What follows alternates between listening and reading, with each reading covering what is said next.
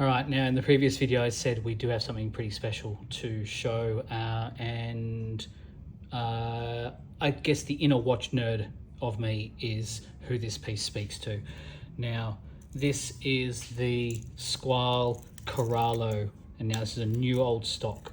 So really, how do we say, we're really lucky to have this, right?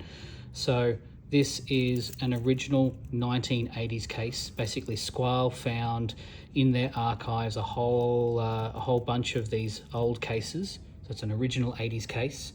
Let me just turn that light off because you get way too much reflection. So this, as I said, original 1980s case. It's got 1980s case proportions at 36.8, I'm pretty sure. Let me just double check that for you. Yeah, 36.8. Thickness is really quite thin, 10.5, and that's thanks to an ETA 2892 A2 movement, and you can feel that in the when you wind the crown out. You know, it's, you know, when you're winding, you can really feel how beautiful that is. You know, really, just, yeah, it's just a beautiful piece. Now, being an original 1980s stock, obviously this dial has been updated. This is a sunburst icy blue or sky blue dial. Of course, you have your date, an aluminium bezel, a slightly domed crystal, but most of that's recessed behind this aluminium bezel insert. But what I really love, and we are exclusive for this in Australia, only 5 pieces, is this old school 1980s manufacture pressed metal bracelet. Like, check it out. It's so old school.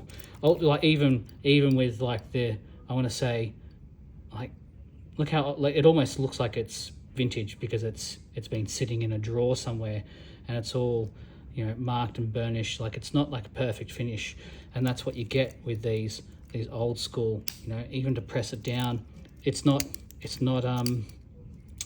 you know, it's not high tech. It's just a standard little, I guess, wedge that clips down into place.